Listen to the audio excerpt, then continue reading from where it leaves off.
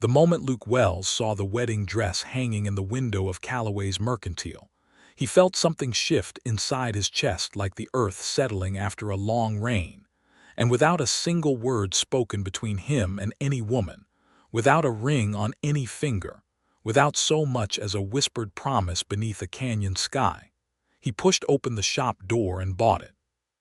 That was on a Tuesday in late September of 1878, in the sun-baked, dust-settled town of Redemption, Texas, where the wind blew hard off the Llano Estacado and the cottonwood trees along the creek shivered like they were trying to shake loose from their roots. Redemption was a town that had no business being as alive as it was, straddling the edge of the frontier where the cattle trails cut north, and the railroad had not yet arrived. A place where men came to start over, and women came because their men had already started and needed someone to finish them. It had a post office, a saloon called the Dusty Anvil, a church without a preacher since Reverend Moss had ridden south 2 months ago and never come back, a livery stable and Calloway's mercantile, which served as the general store, the post relay, the dressmaker's establishment in the back, and occasionally the dentist's chair when Doc Henley was sober enough to hold a pair of pliers. Luke Wells was 28 years old and looked every year of it, which in the West of 1878 meant he looked like a man who had been tested and had not entirely broken. He had deep-set brown eyes the color of river water in autumn, a jaw that was more often than not shadowed with a few days of growth, and hands that were wide and calloused from years of cattle work out on the range beyond Redemption, where the rocking W spread ran 3,000 acres under the ownership of his father, Clarence Wells, who had died the previous spring from a kick to the chest by a horse he had trusted too long. Luke had taken over the ranch quietly and without ceremony, the way a man does when grief sits too heavy for words, and he had spent the summer driving himself so hard into the work that his foreman, a weathered Mexican vaquero named Ernesto Salazar, had taken to watching him with the kind of quiet concern that spoke louder than any sermon. The dress in the window had been there for 2 weeks. Luke had passed it on every trip into town, which happened twice a week when he came in for supplies or to check the post. He had told himself the first time that it was a fine piece of work and nothing more. He had told himself the second time that any man with eyes could appreciate good needlework. The third time he had stood outside the window for nearly 4 minutes in the full heat of a September afternoon, hat in hand, and Ernesto, who had been standing beside him, had said nothing, which was its own kind of eloquence. It was cream-colored silk with ivory lace at the collar and the cuffs, simple in the way that things are simple when enormous care has gone into making them look effortless. Mrs. Calloway, who was both the wife of Harold Calloway and the finest seamstress within 40 miles, had made it as a display piece, a thing to show that she could, not necessarily a thing she expected anyone in Redemption to buy on a Tuesday without so much as a sweetheart waiting. But Luke Wells had walked in, set his hat on the counter, and asked her the price. Mrs. Calloway, a stout woman in her 50s with sharp eyes behind wire-rimmed spectacles, had looked at him for a long moment. "You got a bride in mind, Luke?" "Not as yet," he had said, in the even, unhurried way he said most things. She had named a price that was fair for the quality of the work. He had paid it without bargaining, which in Redemption was practically a declaration of something, because every man in town bargained on everything from horseshoe nails to flour sacks. He had asked her to wrap it carefully and set it aside for him, and she had done so with her eyebrows still raised. "I had a feeling," he had said then, almost to himself, standing there in the cool, dim interior of the mercantile with the smell of leather and coffee and bolt cloth around him. And that was all he said about it. Mrs. Calloway told her husband that evening. Harold Calloway told his drinking companion at the Dusty Anvil that same night. By Wednesday morning, the better part of Redemption knew that Luke Wells had purchased a wedding dress for a woman who did not yet know she was going to marry him, and opinion was sharply divided between those who thought it was the most romantic thing they had heard since Billy Crane had ridden 300 miles to ask for Clara Reed's hand, and those who thought Luke Wells had finally spent too many months alone on that ranch and had gone a little strange in the head. Rosa Gentry arrived in Redemption on the Thursday stagecoach, which was one day after the story of the dress had fully circulated, and she arrived with 2 trunk cases, a hat box, a cloth bag that clinked quietly with what sounded like glass bottles, and the kind of self-possessed composure that told a person immediately that whatever hard thing had brought her here, she had made peace with the hardness of it.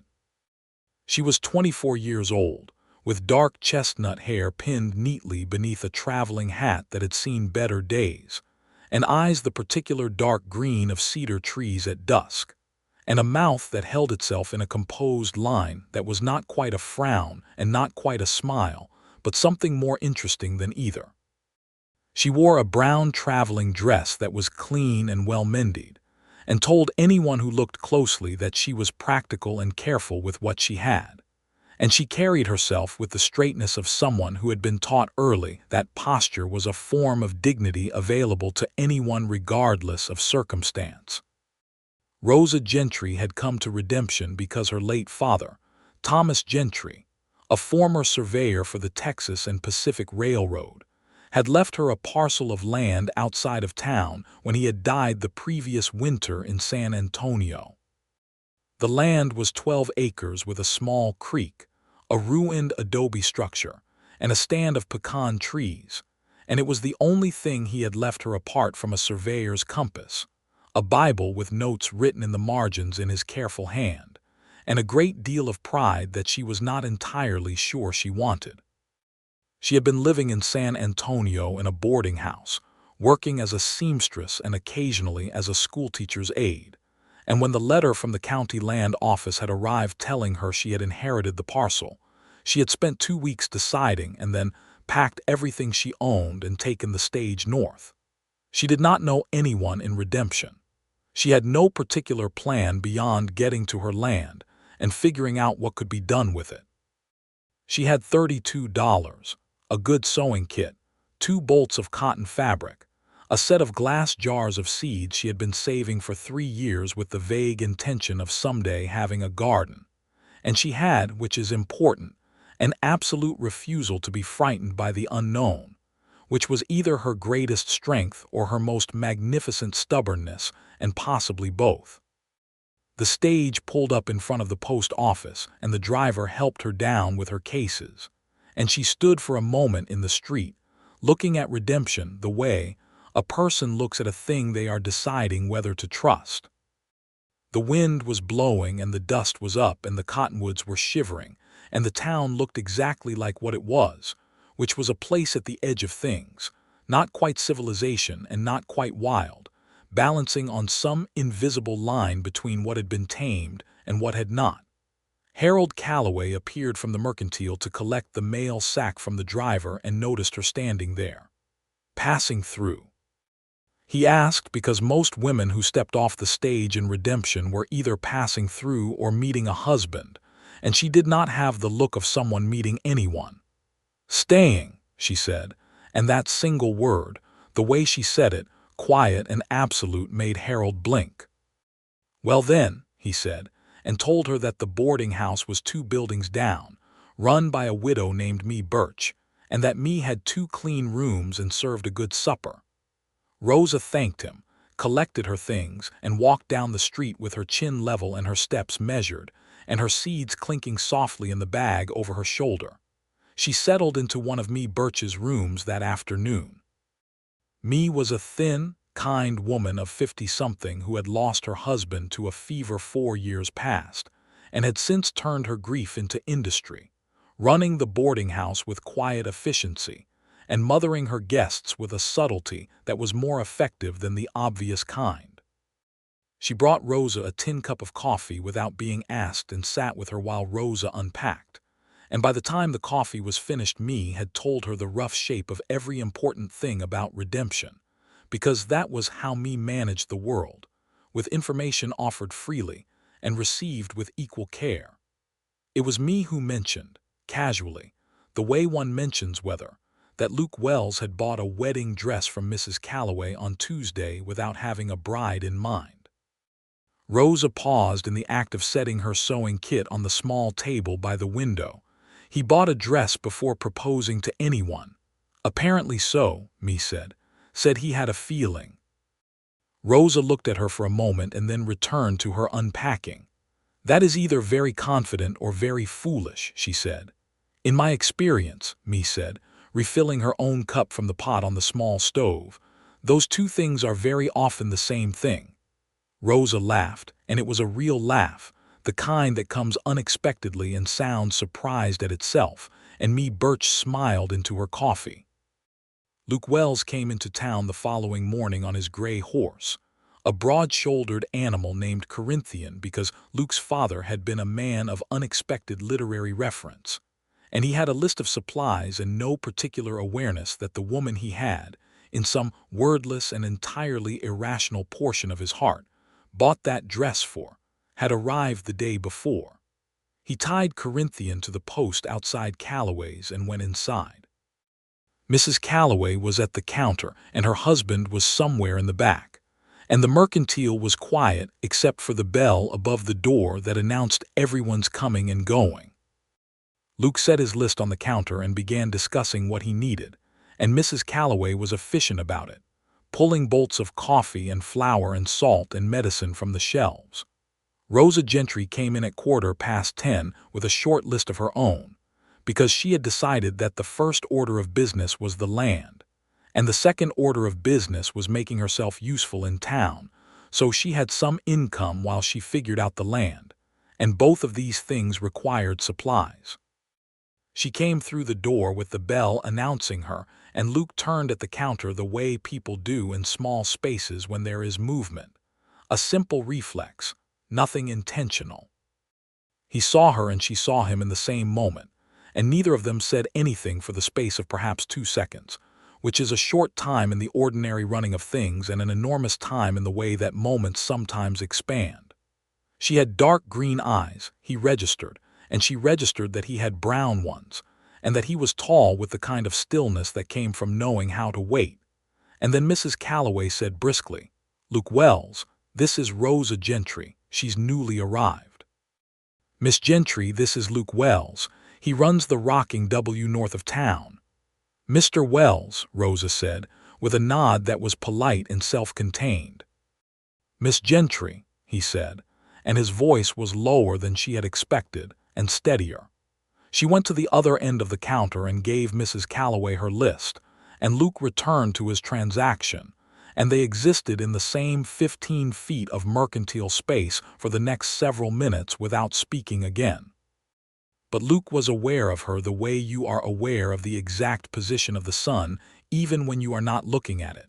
And Rosa, for her part, found herself listening more closely than was necessary to the way he spoke to Mrs. Calloway, which was with a directness that was not unkind and a patience that was not indifferent. When he left, the bell rang again, and Rosa looked out the window and watched him load his supplies into the wagon he had hitched up behind Corinthian, and she thought again of what me had said, that he had a feeling. She told herself it was none of her concern. It took her exactly 3 days after arrival to get out to her land, because she had to arrange with a neighbor who had a cart to drive her out, and that neighbor turned out to be an older man named Percy Doyle who grew a small amount of sorghum and had an opinion about everything, which he shared freely for the full 40 minutes of the drive. The land, when she saw it, was both better and worse than she had hoped. The adobe structure was indeed ruined, 2 walls standing and 2 collapsed, but the bones of the place were sound, and the creek was real and running, which in West Texas in 1878 was worth more than the value of most anything else. The pecan trees were old and magnificent, and had clearly been there longer than any human intention, and they stood along the creek bank with the dignity of things that have survived without anyone's help. She walked the full boundary in the afternoon heat, compass in hand, referencing the survey notes her father had left, and she thought about what 12 acres could be if tended right, and she felt something she had not felt in a very long time, which was the particular excitement of a beginning. What she needed, she determined on the drive back with Percy Doyle opining about the proper way to build an adobe wall, was help. She needed someone who knew about construction, and someone who knew about the land, and possibly someone who knew about water rights, which in Texas were their own complicated universe, and she had exactly $32 to make all of this happen. She went to the Dusty Anvil that evening, which was not the kind of thing most women in Redemption did in 1878, and which caused a brief and pointed silence when she walked through the door. She did not acknowledge the silence. She went to the bar, where the barkeep, a large man named Hector, looked at her with the particular caution of a man who has learned not to make assumptions about women who walk into saloons unaccompanied. "I am looking to post a notice," she said. "I have land and I need help clearing and building, and I can pay some now and more when the land produces. I am told this is where most of the working men in town spend their evenings." "You're not wrong about that," Hector said after a moment. "Then may I post the notice?" He let her tack it to the board beside the bar, where the notices for lost cattle and hired hands and land sales were pinned in overlapping layers. She wrote it clearly in the schoolteacher's hand she had, and she listed what she needed and what she could offer and put her name at the bottom. Then she went back to Me Birch's and ate supper, and did not particularly think about Luke Wells, except that she did, briefly, when she was lying in the dark before sleep, and she told herself firmly that she had more pressing things to think about. Luke was in the Dusty Anvil the following evening. He was not often a saloon man, preferring the quieter company of his own ranch in the evenings, but he had come in with Ernesto to discuss a fence line dispute with a neighboring rancher named Aldous Prout, which required the neutral ground of the saloon and the presence of enough other men to keep things from getting heated. The dispute was resolved without incident, which was more than anyone had expected, and afterward Luke stayed for a drink and found himself reading the notices on the board while Hector refilled his glass. He read Rosa Gentry's notice twice. He stood there with his glass and read it carefully, the way he read everything, which was thoroughly and without hurry, and he thought about 12 acres with a creek and ruined adobe, and he thought about a woman who had arrived in Redemption alone and unafraid, and had walked into the Dusty Anvil to post a notice on a board, and he thought about a dress wrapped in brown paper that was sitting in the back of Mrs. Calloway's mercantile. He thought about all of this for a long moment. Ernesto appeared at his elbow and read the notice over his shoulder. "You are thinking what I think you are thinking," Ernesto said. "I am thinking that 12 acres with a working creek is a fine piece of land," Luke said. "You are also thinking other things," Ernesto said, and went back to his drink. Luke went to see Rosa Gentry at Me Birch's boarding house the next morning. He came to the door at a respectable hour, 8:30, with his hat in his hand, and Me answered and showed him to the small sitting room with the frank delight of a woman who recognizes a development when it is standing on her porch. Rosa came downstairs in a blue dress with her hair done up neatly and her composure firmly in place, and she looked at Luke Wells sitting in Me's sitting room with his hat across his knee, and she felt a small involuntary recognition, the kind you feel when something you thought was distant turns out to be standing right in front of you. "Mr. Wells," she said, taking the chair across from him, "I heard you read my notice." "I did," he said. "I have a proposition." She waited, because she was a woman who understood the value of patience in negotiation. The Rocking W has men and equipment that aren't fully occupied right now, the seasonal work being mostly done until spring. "I have a crew that knows adobe and 2 men who can lay a proper foundation. I can have a crew at your land within the week and we could have the structure sound before winter." "And what do you want in return?" she asked, because nothing in this world was free and she had learned that lesson young. "Nothing at present," he said, and then stopped himself, because that was not quite honest. "That is not entirely true. I would like the opportunity to know the person who packed up her life and rode a stage to the edge of Texas for 12 acres and a creek." Rosa looked at him steadily for a moment. He did not look away, which she registered.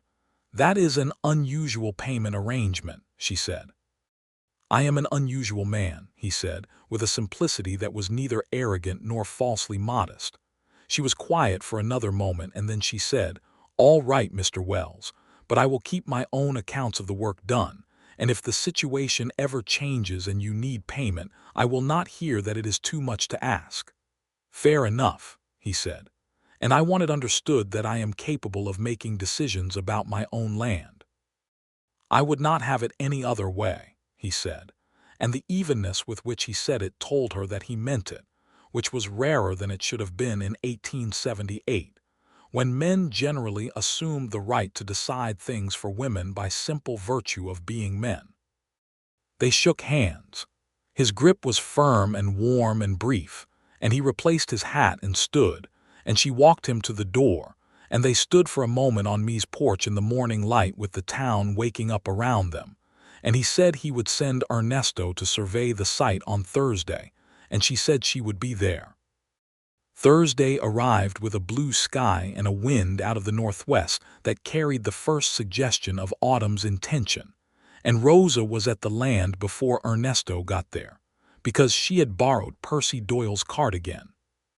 She was standing at the edge of the creek when the rocking W riders came up along the track, 3 of them including Ernesto, and then behind them Luke Wells on Corinthian.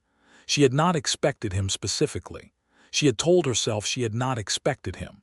"I thought Ernesto was doing the survey," she said when he rode up.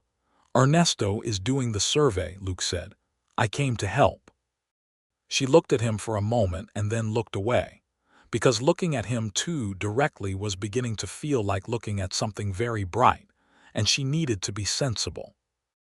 They worked through the morning side by side, which is to say they both worked on their own tasks but within the same space, and conversation happened in the natural way it does when people are occupied with their hands, and their guard is therefore partway down. He told her about the land itself, what the soil would do and what it would not, how the creek ran in wet years and how much it shrank in dry ones. She told him about the garden she intended to plant and showed him the glass jars of seeds she had brought, and he held one of the jars up against the light and looked at it with the same seriousness he seemed to bring to everything, and said that if she got those seeds in before first frost, she might get something before spring. "You know about kitchen gardens," she said, and the surprise was genuine. "My mother kept one," he said, "before she died." He said it simply, without performance, the way people say things that are old sorrows, worn smooth by time. "I am sorry," she said. 12 years ago," he said, "she would have liked this land." He looked at the pecan trees and the creek and the particular light that was coming through the trees in the way it does in late September in Texas, which is more golden than any other time of year. She liked pecans. Rosa looked at the trees too. "So do I," she said. Ernesto's survey took the better part of the morning, and by noon he had a clear picture of the land and what needed doing, and the 3 of them sat in the shade of the pecans with canteens and the food Rosa had brought from Me's and talked through the plan. 2 walls needed to come down entirely and be rebuilt. The 3rd needed to be shored up. The 4th was solid. The roof would need new beams and new adobe tile. There was good clay along the creek bank for the brick, which meant the material cost was primarily labor. 4 men, 2 weeks, maybe 3, Ernesto said, before the hard cold comes. Luke looked at Rosa. "That work for you?" "That works for me," she said. The crew came on Monday. Luke came with them. He came every day for the first week, which Rosa had not expected and which she found herself adjusting to with a speed that should perhaps have told her something. He worked alongside his men, which was its own thing to see, a ranch owner who did not merely direct but put his hands to the work, and Rosa worked alongside them too, mixing adobe mud at the creek bank in a way that left her arms aching by evening and her apron ruined, and her face flushed with a satisfaction that was physical and real. They ate lunch together under the pecans every day. Sometimes the other men joined them, and sometimes they drifted off to rest separately, And on those occasions, it was just Luke and Rosa sitting in the tree shade with their food and the sound of the creek. And they talked. They talked the way people talk when they are learning each other in the oldest and most honest way, which is not through formal conversation, but through the slow accumulation of small things said. He told her about his father, about inheriting the ranch, about the particular loneliness of a large piece of land when the person who loved it with you is gone. She told him about San Antonio, about the boarding house and the sewing and the way her father had written her letters full of the kind of knowledge that was useless in a city and would only become useful if she ever got somewhere that was more earth than pavement. He knew you would end up here. She said one afternoon, piecing together her father's intention from the things Luke had said. "Did he leave you a letter with the land? He left me the survey notes and a Bible," she said, "and a compass. So he left you the tools to find your way." She thought about this. "Yes," she said, "I suppose he did." They sat for a moment in the quiet that was comfortable by now, which was itself remarkable because comfortable quiet between two people who have known each other 2 weeks is a gift that most people wait years for. "Your father was wise," Luke said. "He was," she said. "He was also stubborn and sometimes infuriating, and he believed a woman could do anything a man could do as long as she was allowed to try, which made him very unusual for his time." She paused. "He made me read survey notes at 8 years old." Luke smiled. It was the first time she had seen him truly smile, and it transformed his face entirely, made it younger and open, and she felt it go through her like warmth from a stove on a cold morning, sudden and welcome, and impossible to ignore. She looked away and picked up her canteen. The walls went up through the second week and into the third, and the roof beams were set and the tile laid, and the structure took on the solid, settled look of something that intended to be there. Rosa had taken to spending the nights on the land after the first week, which Birch had expressed concern about, but Rosa had brought her shotgun from the boarding house, which she had not previously mentioned she owned, and had accepted this with the pragmatic confidence that women in the frontier West often had about other women's self-reliance, because they had to. Luke found out about the shotgun when he arrived one morning earlier than expected and found her shooting at a fence post with considerable accuracy. He had pulled Corinthian up short and watched for a moment. "You are a better shot than half my crew," he said when she turned around. "My father taught me that too," she said, reloading with the practiced ease of someone who had been doing it for years. "What didn't your father teach you?" He asked, and it was not a criticism, it was something closer to admiration, though he said it carefully. "He did not teach me how to raise cattle," she said, "or how to break a horse or how to mend a saddle. He had a town man's limitations." She paused. He would have liked to learn those things if he had lived longer. Luke got down from Corinthian. "I can teach you what he missed," he said simply, the way he said everything that was important. She looked at him for a moment in the early morning light. "Are you suggesting an ongoing arrangement, Mr. Wells?" He met her eyes. "I am suggesting," he said carefully, "that there is no reason this ought to end when the walls are finished." She held his gaze for a moment that stretched and breathed and had its own particular weight. "You are a complicated man for someone who talks so plainly," she said. "I have been told that," he said. She handed him her shotgun and gestured at the fence post. "Show me your shot." He looked at the gun and at her, and he took it and fired and hit the post squarely, and she nodded, and they left it at that for the day, but something had moved between them, something that was beyond what words could comfortably hold.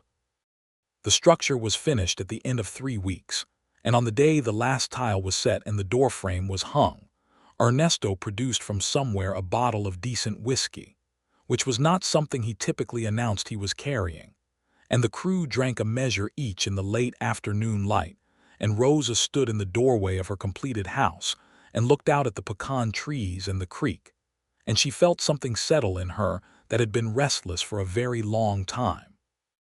Luke was standing a little apart from the crew, leaning against the corner of the new wall, and he was watching her with an expression she could not quite translate, something between careful and inevitable. She walked over to him. "I want to thank you properly," she said. "This was more than I had any right to ask for." "You didn't ask," he said. "I offered." "Why?" she said, and she was asking something larger than the surface of the question, and he knew it. He was quiet for a moment, looking at the land, and then he looked at her. "Because some things feel right before you have the reason for them," he said. "I find it easier to trust that than to argue with it." She thought about the dress in the window, which she had heard about 3 different times from 3 different people in the way that news circulates in small towns, each telling adding another layer of color and interpretation, and she had not asked him about it because it had not been her place to ask. But standing here now in the last of the afternoon light with her house at her back and his steady brown eyes on her, she found herself saying, "Did you really buy a dress from Mrs. Calloway before you had spoken a word to me?" The silence lasted exactly 2 seconds. "I did," he said. "Why?" she said again, the same question with a different layer. He looked at her with a directness that was not presumptuous but was entirely without apology. "I had a feeling," he said. She looked at him for a long time, long enough that the evening star appeared above the eastern horizon, and the crew began loading their tools onto the wagon, and Ernesto found something very interesting to examine on the far side of the mule. And then, slowly, as if arriving somewhere she had been walking toward without knowing it, Rosa Gentry smiled. It was not the composed, measured expression she wore as a general rule. It was something entirely different, wide and real and lit from the inside, and it changed her face the same way his smile had changed his, made it open and unguarded, and Luke Wells looked at it and felt something in his chest loosen that had been tight for longer than he had known it was.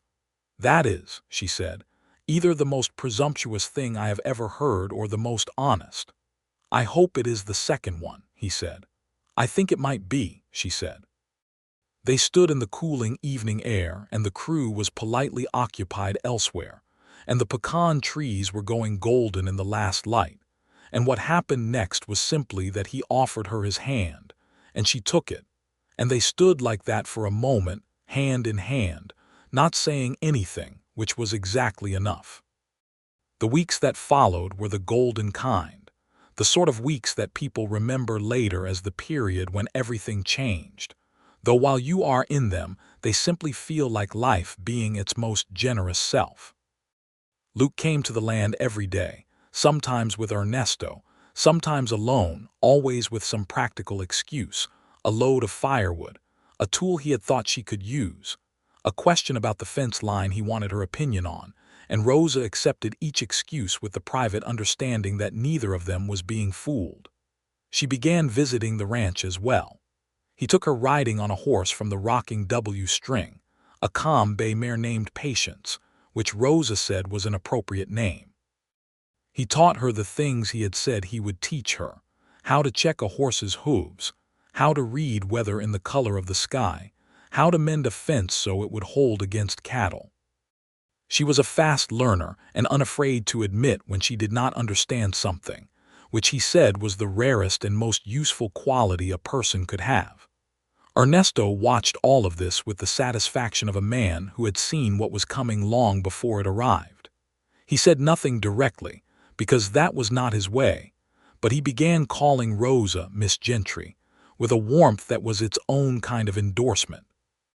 Me Birch, who still had Rosa's room at the boarding house even though Rosa was spending most nights at the land, became something between a confidant and a co-conspirator.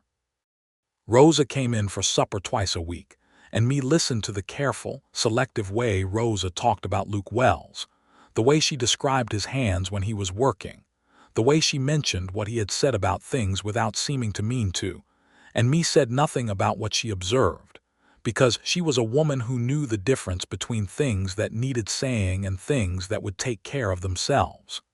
In October, Redemption received a new preacher. He arrived on the Thursday stage, a younger man than expected, perhaps 35, named Reverend Carter Hale, who had a beard and a direct gaze and an immediately apparent willingness to be useful, which in a frontier town was worth more than theology.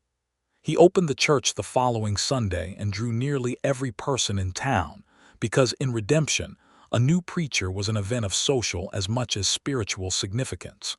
Rosa went with me. Luke went with Ernesto, which meant they sat 3 rows apart and were intensely aware of each other for the full hour of the service. Reverend Hale was a good preacher, direct and without ornament, which suited the congregation, and afterward he stood at the church door and shook hands with everyone who came through and remembered each name on the first telling, which was its own kind of gift. He shook Rosa's hand and said he had heard she was building up a piece of land outside town, and said he hoped the community had been welcoming. She said it had been. He shook Luke's hand and looked between them with the practiced eye of a man of God, who has spent enough time among human beings to recognize what they are feeling even when they themselves are being careful about it. "You are neighbors," Reverend Hale said, looking between them. "Something like that," Luke said. "Something like that," Rosa said, at almost the same moment. They both noticed that they had said the same thing. Reverend Hale smiled in the way of a man who does not need to say what he is thinking. November came in cool and dry, which Ernesto said was a mercy because it meant the creek would not flood and the adobe would cure properly. Rosa planted her seeds in the cleared ground beside the house, working in the early morning with her father's compass in her pocket out of habit, pressing seeds into the dark soil with care. Luke appeared one morning and wordlessly took up a trowel and helped, working down the row from her, and they planted half a kitchen garden in silence while the sun came up golden over the flat land to the east. When they were done, she sat back on her heels and looked at the planted rows and said, "He would have liked this." "Your father," Luke said. "Yes." She was quiet for a moment. "He would have liked you, I think." Luke looked at her, and there was something in his expression that was careful and serious and wanting. "Would he?" he said. He respected men who worked with their hands and thought with their heads, she said, and who did not feel the need to diminish others in order to feel large themselves. He met her eyes. "Rosa," he said, and it was the first time he had used her given name without the miss before it, and they both registered it, the shift of it, the closeness. "Luke," she said in return, trying it out, and found that it fit. He reached out and brushed a smear of soil from her cheek with his thumb, the most natural gesture in the world and also the most electric, and she held still under his touch with her heart doing something entirely unreasonable. "I want to ask you something," he said. "Then ask it," she said, which was very like her. But before he could speak, Percy Doyle's wagon came rattling up the track, because Percy had a sack of lime he had promised to bring for the whitewashing of the new walls, and Percy being Percy, he announced himself from 50 yards out with a holler and a wave, and the moment broke apart like dry earth under water, scattering in all directions. Luke pulled his hand back. Rosa got to her feet. Percy rattled into the yard cheerfully unaware of anything, and Luke helped him unload the lime, and the morning went in a different direction than it might have. That evening Luke rode back to the Rocking W in the late dusk and spent an hour staring at the paper-wrapped dress that Mrs. Calloway had stored for him in the back of the mercantile. He had collected it and brought it home the previous week, not knowing exactly why, just knowing he wanted it closer. It sat on the shelf in his father's old office, and he stood in the doorway of the office and looked at it and felt the full weight of what he wanted, and had not yet said, and was not certain he had the right to say. He went to find Ernesto, who was in the barn doing an evening check on the horses. The barn was warm and smelled of hay and horse and the particular dusty comfort of a well-kept stable. "I am going to ask her to marry me," Luke said from the barn door. Ernesto did not look up from the hoof he was inspecting. "Yes," he said. "I do not know if she will say yes." "Yes, you do," Ernesto said. Luke was quiet for a moment. "I may have been presumptuous," he said, "buying the dress." Now Ernesto looked up with the unhurried expression of a man who has been waiting for this conversation. "You told me when you were 14 years old that you would know the woman you were going to marry the moment you saw her," he said. "Your father said the same thing about your mother." I watched your father say it to your mother on the day he asked her, standing right here in this barn, because your grandfather had already said no and your father was hiding out until he could think of what to say next. Luke stared at him. You never told me that. You did not need to know it until now, Ernesto said, and went back to the hoof. Luke stood in the barn door for another moment. My grandfather said no. He said your father had nothing to offer. Your father went and built the first fence on the rocking W and rode back to your grandfather and said he would build the rest if he could have his daughter. Your grandfather said yes. Ernesto paused. The ranch has 3,000 acres now. You have something to offer. Luke thought about this.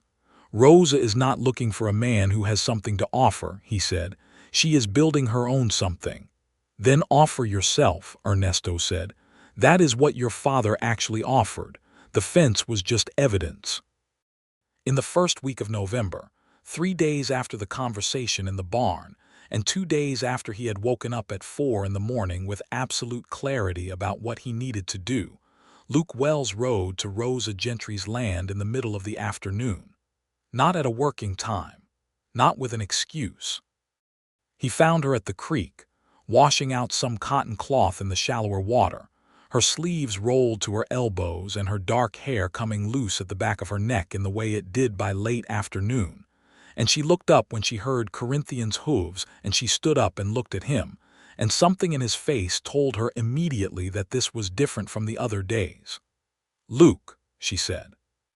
He got down from the horse and led him to a nearby branch and tied him and walked to where she was standing at the creek edge.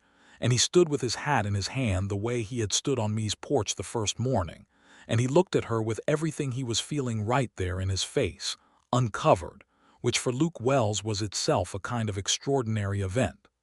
I told you I had a feeling, he said. You did, she said. Her hands were still, the cloth held in both of them, the creek running cold and silver at her feet. That feeling has not gone anywhere, he said. It has, if anything, become more certain. I know that I am asking this before you have had time to decide what your life here is supposed to look like. I know that you came here for your land and your independence, and I would not ask you to surrender either of those things to anyone, including me. She was looking at him steadily, the way she always did, with all her attention brought to bear. Rosa Gentry, he said, I would like to spend the rest of my life learning what your father taught you and teaching you what mine taught me, and working land beside you, and sitting under those pecan trees until we are too old to get up from sitting. I would like to do all of that if you are willing. I am asking you to marry me. The creek ran, a bird called somewhere in the pecans. The wind moved through the dry grass along the bank. You bought a dress, she said, and it was not an accusation. It was something between a statement and a question and a smile all at once. I did, he said. Before you had even proposed, she said. I had a feeling, he said, and his voice was even but his eyes were not. They were the most naked she had ever seen them, and she understood that for Luke Wells, who was a man not given to exposure, this was everything. She let out a breath that was not quite a laugh and not quite a sigh but was filled with warmth. I came here alone, she said. I came here because my father left me 12 acres and a dream, and because I have been taking care of myself for long enough that the idea of needing someone else seemed like a kind of defeat. He did not say anything, because he understood she was not finished. And then I met a man who built my walls without requiring anything of me, and who held a jar of seeds up to the light like it was something worth looking at, and who uses his thumb to wipe mud off my face in the middle of the morning, and who looks at my land like it matters because it is mine, and not because it could be his. She paused. And who bought a dress before he had any right to because he trusted something he could not explain. All of that is true, he said. I am not afraid of needing you, she said. That is what I am trying to tell you. I came here to be independent, and instead I find that independence and love are not opposites. They are just two sides of the same thing when the person is right. Is that yes? He said. That is yes, she said. He crossed the 2 steps between them, and she let the wet cloth fall, and he put his hands on either side of her face, and she put her hands flat against his chest, and they stood like that for a moment, breathing. And then he kissed her slowly, with all the patience that was so fundamentally him, and she kissed him back with everything she had brought west with her in 2 trunks and a hat box and a bag of clinking seeds. The pecan trees stood over them, and the creek ran on, and the November light went golden around the edges of everything. And somewhere on the road north of town, Ernesto Salazar, who had decided to take a very long way home that afternoon, smiled at the horizon. They told me Birch first, because it seemed right. They went to the boarding house together that evening, and me opened the door and saw them standing on her porch side by side with their shoulders nearly touching, and she said, before either of them could speak, "Well, it's about time." Me cried a little and insisted on feeding them both supper, and the 3 of them sat at her kitchen table for 2 hours, talking about the practicalities and the impracticalities of what came next, with the particular warmth of people making plans that have love as their foundation. The wedding dress was, of course, already bought. This made Rosa laugh in a way that she said she could not entirely stop. She said it to me Birch while Luke was talking to me's neighbor through the window about a horse. He bought the dress before he proposed. He had a feeling. She said it with her hand over her mouth and her eyes bright with something that was amusement and tenderness braided together. Me said that was the most Luke Wells thing she had ever heard. The dress fit. This was not an accident exactly, because Mrs. Calloway had an experienced eye and a sense of things, and she had looked at Rosa Gentry when she had first come into the mercantile in October, and had thought certain thoughts which she had kept to herself. The waist required the smallest of alterations, perhaps half an inch let in, and the hem came up an inch, and Mrs. Calloway made these adjustments with a private expression of satisfaction that she did not entirely suppress. "I am going to tell people this was planned," Mrs. Calloway said, pinning the hem with the neat efficiency of a woman who has done this many times. "It was not planned," Rosa said, standing on the low stool in the back of the mercantile. "He said himself he had a feeling." "In my experience," Mrs. Calloway said, around a mouthful of pins, "the feelings that look accidental are the most planned of all. They are just planned somewhere deeper than the part of you that knows you are planning." Rosa looked at herself in Mrs. Calloway's long mirror, at the cream silk and the ivory lace at the collar and the cuffs. She thought about a man she had not known existed standing outside this window, looking at a dress that had been made for no one specific, and feeling something he could not name. She thought about seeds and survey notes and 12 acres and a creek that ran clear even in dry years. She thought about the particular weight of his hands on either side of her face, and the way he had kissed her with such patience and certainty. "I think," she said to her reflection, "that I understand what he felt." The wedding was on the 14th of November, 1878, on a Saturday, in Reverend Hale's church, which still smelled of new wood and plaster, and the cedar boughs that several of the town women had brought in to make the occasion feel festive. The whole of redemption came, because a wedding in a frontier town was not merely a private event but a communal one, a thing the town did together, a mark of its own continuation and belief in itself. Rosa walked to the church from me Birch's boarding house on me's arm, through the November morning with its high cold sky and its smell of wood smoke and dry grass, and the people of Redemption stood along the street to watch her pass, and she walked with her head level, and the cream silk catching the light and her father's compass in the small pocket. She had asked Mrs. Calloway to sew into the dress, and she felt him with her in that particular way the dead sometimes are, present in the things they left and the people they shaped. Luke was waiting at the altar in a dark coat he had pressed for the occasion, with Ernesto standing beside him as his closest man and Percy Doyle's boy pulling at a loose thread on his best shirt in the front pew. When Rosa came through the door, Luke saw her, and the expression on his face was not the flat composure he wore as a rule.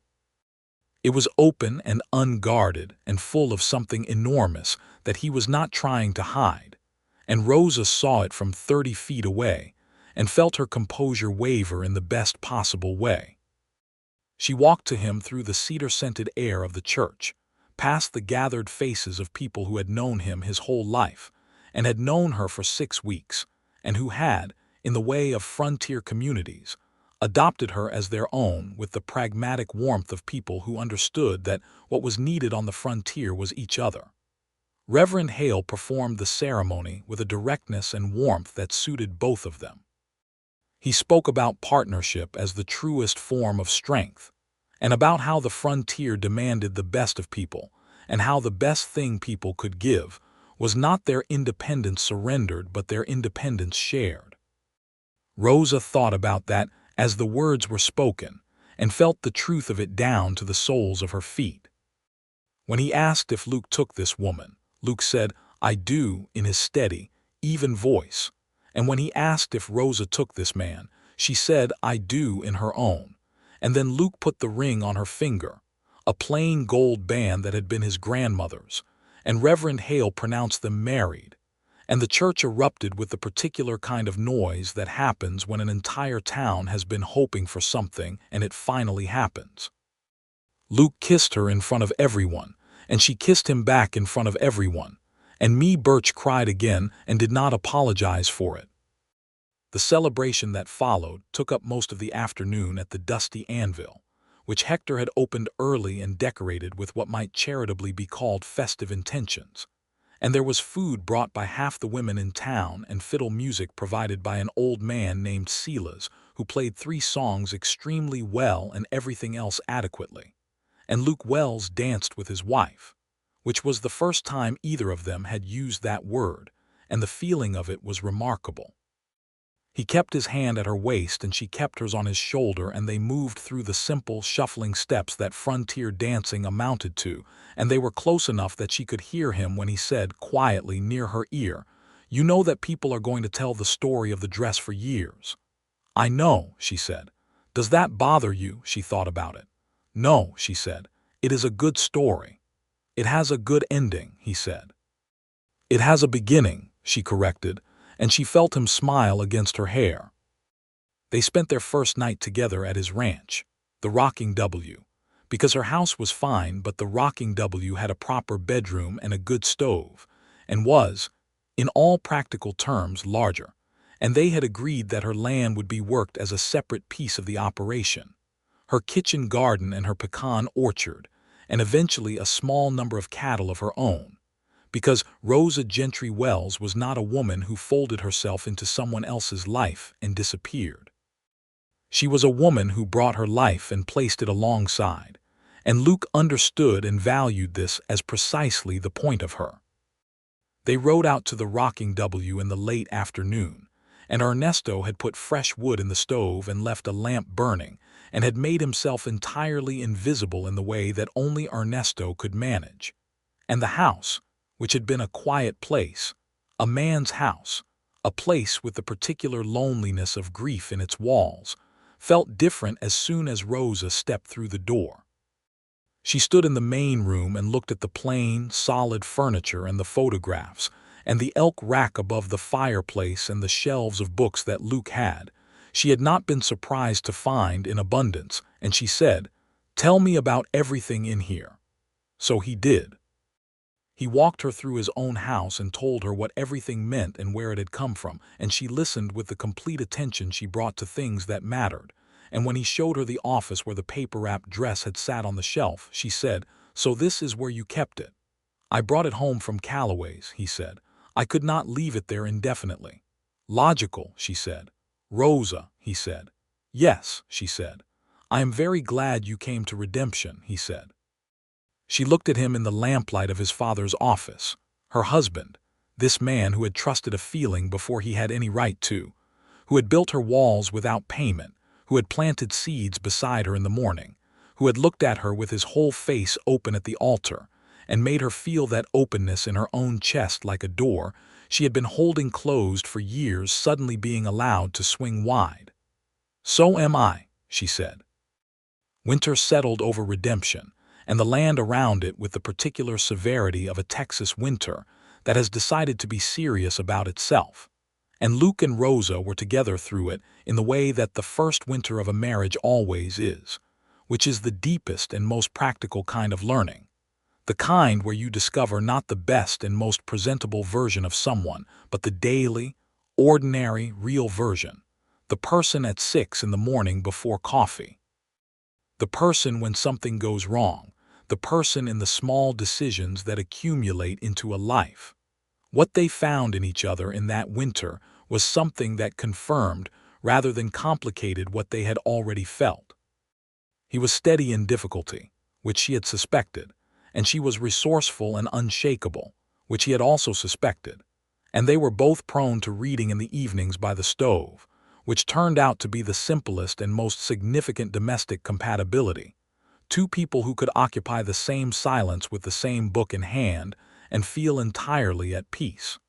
She cooked with the confident competence of someone who had been feeding herself for years and had strong opinions about it. He managed the ranch with a seriousness that was never grim because it was grounded in genuine love for the land. Ernesto remained an irreplaceable presence, managing the crew with quiet authority and occasionally sharing meals at their table with the ease of a man who had been part of the family long before any official designation. In the spring of 1879, Rosa's garden came up in an abundance that surprised even her. The seeds she had carried from San Antonio in their glass jars, proving that her careful choice of them had been right. Tomatoes and squash and beans and 2 kinds of peppers and a volunteer sunflower that had arrived without invitation and was welcome regardless. Luke stood in the garden one April morning and looked at it with something that was close to wonder. "You carried these seeds all the way from San Antonio," he said. "I had a feeling," she said, not looking up from the bean row she was tying. He looked at her for a moment and then laughed, a full, real laugh, the kind she had been slowly and joyfully discovering him capable of, and she laughed with him, and the spring morning received the sound of it with the same generosity it gave to bird song and creek water. Her pecan trees began to produce their first modest harvest that fall, the pecans small and numerous as first harvests often are, and she spent an entire Saturday cracking them on the kitchen table with Luke sitting across from her doing the same, and they made a pie that evening that Ernesto declared the finest thing he had eaten in 20 years, which Rosa said was excessive praise. "He is not exaggerating," Luke said. "He absolutely is," she said. "Then it is the second finest thing," Ernesto said, unperturbed. The cattle side of things grew gradually as Rosa had planned, a small beginning of her own herd, 6 head bought at a good price from a rancher who was reducing his stock, and she learned to manage them with the same methodical competence she brought to everything, and Luke helped and did not overstep, which remained one of the most remarkable things about him. There were difficulties, because there always are, and a life that contained none would be a smaller life than either of them wanted. In the summer of 1879, there was a dry stretch that lasted 6 weeks and threatened Rosa's garden and reduced the creek to a thin thread of itself, and they worked through it together, carrying water by bucket in the early mornings and making decisions about which plants to save and which to let go, and she lost the squash and half the beans but saved the tomatoes and the peppers, and that itself was a kind of victory. There was a confrontation with Aldous Prout in the fall, the same man Luke had argued with about a fence line before Rosa arrived, who had gotten it into his head that the creek on Rosa's land was encroaching on what he claimed was his water access, and who had the kind of belligerent personality that grew larger when it was unchecked. He rode to the land one afternoon when Luke was not there, and he was large and unpleasant, and he made the mistake of assuming that a woman alone was a woman without resources. Rosa brought out her survey notes, which were her father's careful work and entirely accurate, and she brought out a letter from the county land office that confirmed the boundary, and she stood on her own porch with her shotgun leaning against the doorframe within arm's reach, and she told Prout, in a voice that was clear and civil and completely without fear, exactly where his claim ended and hers began. She read him the relevant passage from the land office letter. She showed him the survey marks along the boundary. Prout left without the resolution he had wanted, muttering about lawyers and rights, and he did eventually consult a lawyer, and the lawyer confirmed everything Rosa had said, and the matter ended there, which was a satisfying and clean conclusion to what could have become something uglier. Luke heard about it that evening. He had come home to find her in the garden, and she had told him about it in her matter-of-fact way, and when she was done he had looked at her for a moment and said, "Are you all right?" "Completely," she said. "He did not threaten you directly. He tried to intimidate me, which is different," she said. "It did not work." He looked at the shotgun leaning in its usual place by the door. "No," he said. "I imagine it did not." He was quiet for a moment. "I am sorry I was not here." "You do not need to be sorry," she said. "I did not need you to be here. I am glad you are here now." He understood the difference, which was why they worked. In the winter of 1879, Rosa discovered she was expecting their first child. She told Luke on a December evening by the stove, quietly, while he was reading, and he put the book down and looked at her with an expression that she could not fully describe except that it was layered. Something in the back of it that was the grief of his father who would not know this, and something in the front of it that was pure and uncomplicated joy. He crossed the room and took her hands in both of his and held them the way he held things he was being careful with, and he did not say anything for a long moment. "Luke," she said gently. "I am trying," he said, "to find words adequate to what I am feeling." "You do not need to find them immediately," she said. "I am very happy," he said at last, which was the plainest possible way to say it and therefore the most true. "So am I," she said. Their son was born in August of 1880, in the middle of a heat so absolute that even the nights were warm, and he arrived into the world with the same unhurried steadiness that characterized his father, taking his time about it, and then appearing with a completeness that suggested he had been planning this all along. They named him Thomas, for Rosa's father, and Luke held him in the first hour with the careful, reverent grip of a man for whom carefulness was not a technique but a philosophy, and Rosa watched him from the bed where she was resting, and thought that the specific way Luke Wells held their son was one of the finest things she had ever seen in her life. Mee Birch came to see the baby the following day and wept again, which was becoming a reliable feature of Mee's presence at significant events, and she brought a blanket she had made over the winter. Ernesto came and held the boy briefly with the precision of someone who has been around ranch animals enough to know that newborns of any kind require steadiness and support, and he said that Thomas was a good name and looked at Luke with an expression of deep, quiet satisfaction.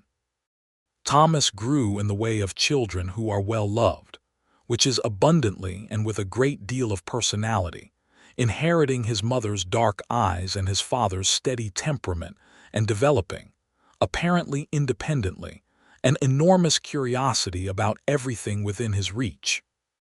He was walking by the time he was a year old and talking by 18 months with an emphatic confidence that made Rosa say he was entirely his mother's son, and Luke say that he did not disagree.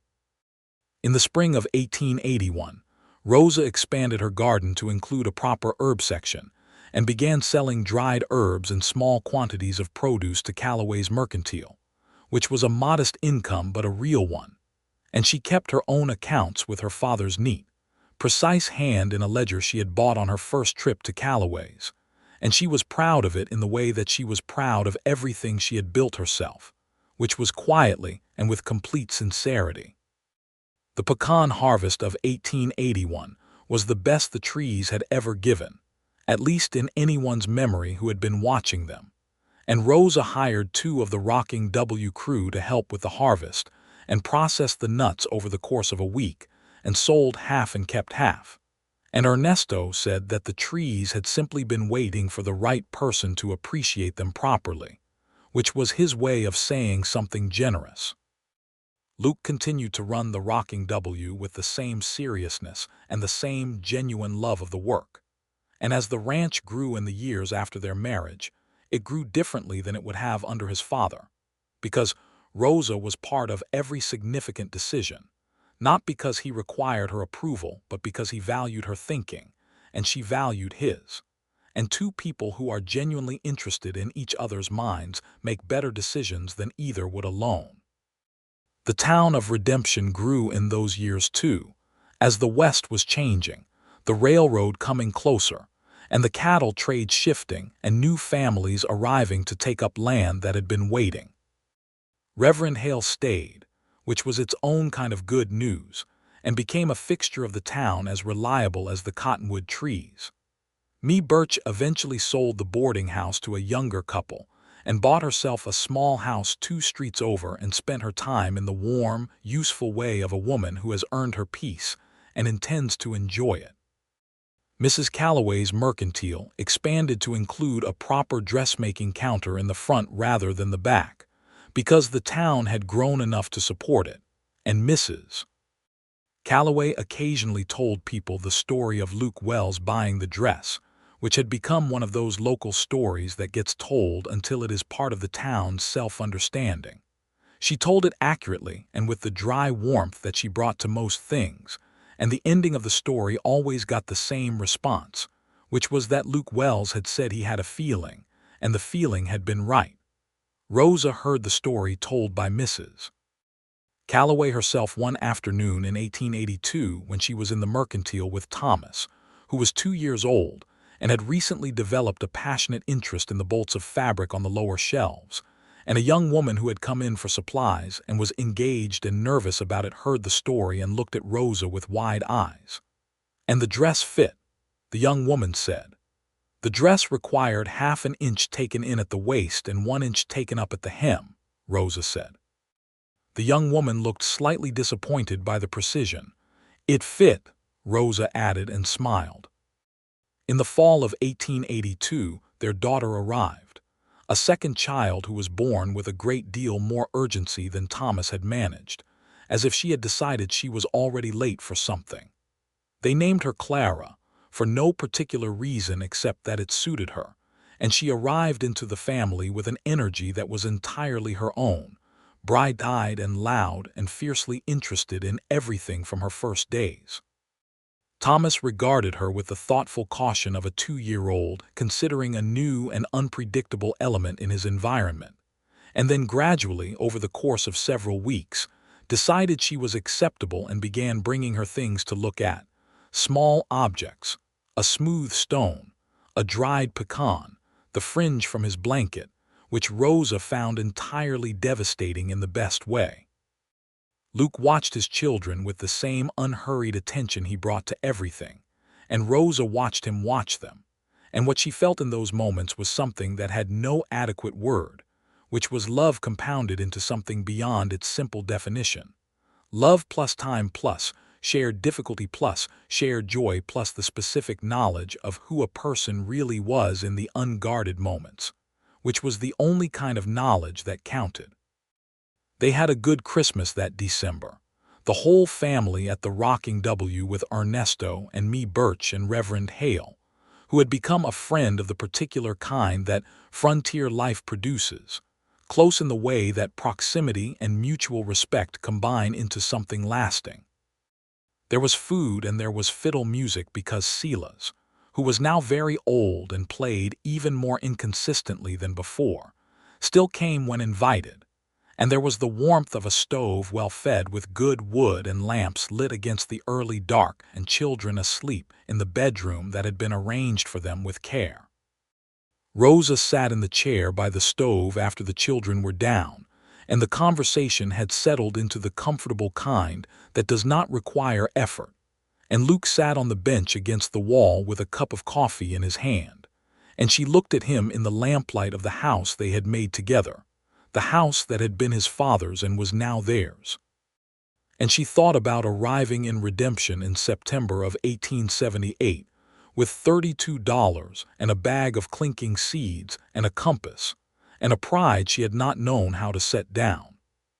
She thought about the story people still told, the dress in the window, the feeling he had named before he had any right to, the cream silk that had been made for no one and had, as it turned out, been made for her, She thought about 12 acres with a creek and pecan trees, and how the trees had given the best harvest anyone remembered the year she had learned to love them. And she thought about seeds carried from San Antonio in glass jars and pressed into dark soil on a morning when the whole future was uncertain, and how they had grown because seeds do when the conditions are right. They cannot help themselves. She thought about her father's compass in the pocket of her wedding dress, and how she had not needed it to find her way, and how she had found her way anyway. Luke met her eyes across the room, and the expression on his face was the same one she had first seen in its fullness at the altar in Reverend Hale's church, open and unguarded and full of something that did not diminish with familiarity but deepened, the way river water deepens as it goes. "What are you thinking about?" he said. "Everything," she said. "Good everything or complicated everything?" "Good everything," she said. "The kind you did not expect to have and then cannot imagine being without." He looked at her for a long moment. "Rosa," he said. "Yes," she said. "I would buy that dress again," he said. "In any town, in any window, every time." She felt the warmth of it go through her from somewhere deep. "I know you would," she said. "I think that might be the truest thing about you. That I trust my feelings before I can explain them. That you trusted the right one," she said. He got up from the bench and crossed the room and sat on the arm of her chair, which was not particularly dignified and was entirely natural, and she leaned her head against his shoulder, and the fire in the stove crackled, and the lamp burned warm, and outside the windows the West Texas winter held itself around the house like a dark and patient thing. And inside was all the warmth that two people with enough love and enough work and enough willingness to be honest can make in a life they build together from 12 acres and a creek and a dress in a window and a feeling that turned out to be exactly right. In the years that followed, the story of Luke Wells and Rosa Gentry became one of the stories redemption told about itself, the way towns do, choosing the stories that say what they want to be. And this one was chosen again and again, because it said something that the frontier West, for all its hardness, also knew to be true. That sometimes the feeling comes before the reason. That sometimes you buy the dress before you have the right to. That sometimes you plant seeds in uncertain ground, and the ground rewards you for trusting it. Thomas grew into a boy who had his mother's curiosity and his father's patience, and spent long hours following Ernesto around the ranch, learning the names of things with an earnest thoroughness that made Ernesto say more than once that the boy was going to know more about cattle than any of them before he was 10, which proved to be approximately accurate. Clara grew into a girl who had everyone's energy and her own particular brand of determination, and who at 4 years old announced that she intended to have the largest pecan orchard in Texas when she grew up, which Rosa received with the complete seriousness the announcement deserved. The rocking W and the 12 acres with the creek ran together in all the ways that mattered, though Rosa kept her ledger and her accounts as she had always kept them, in her father's hand and with her own careful precision, because independence and love were not opposites. She had said that to Luke on the day he proposed, and she had found it more true every year. They were two sides of the same thing when the person was right. Ernesto stayed, as irreplaceable as ever, aging with the particular dignity of someone who has spent their whole life doing meaningful work in a landscape they love.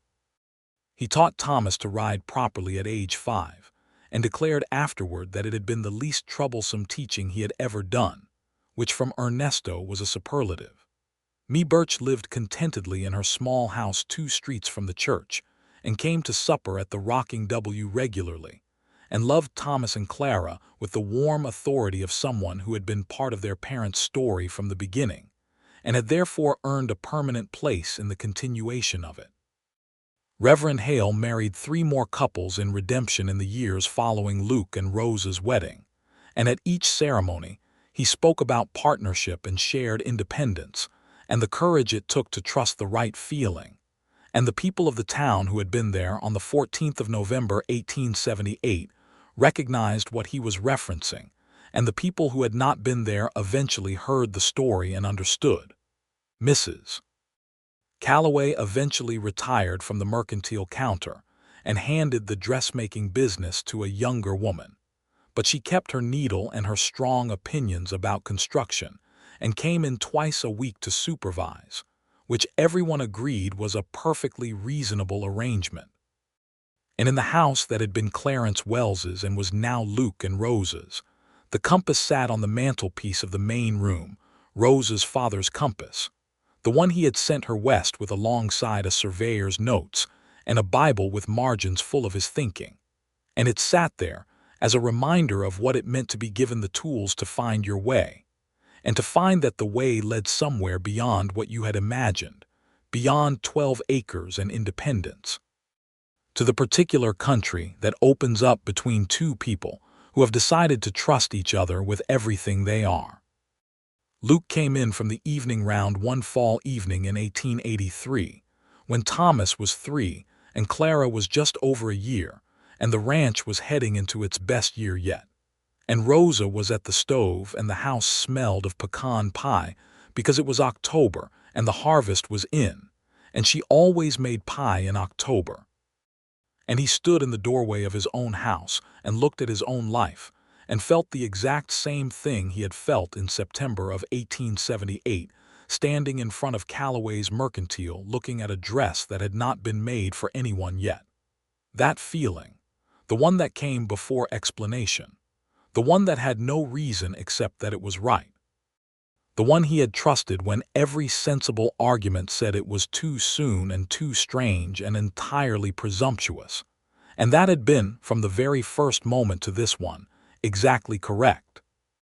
Rosa looked over from the stove and saw him standing there, and she knew that expression by now with the deep familiarity of years, and she said nothing, just held his gaze across the warm kitchen with their children's voices coming soft from the other room, and the pecan pie on the stove filling the house with its particular sweetness.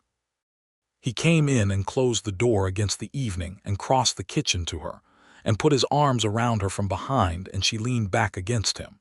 And they stood like that in the warmth and the smell of autumn and the quiet domestic music of children and a stove and a life fully inhabited.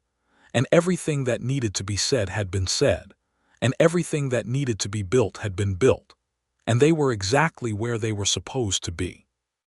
The dress, now carefully folded and wrapped again in clean cotton, was in the cedar chest at the foot of their bed, kept the way you keep the beginning of a story once you have lived deep into its middle, once you know how it turns out, once you understand that the feeling that started everything was not a whim or a fancy, but a recognition, the oldest and most reliable kind, the kind the heart does in its own language before the mind has caught up, pointing steady as a compass toward the thing that was always, in all the ways that counted, already true.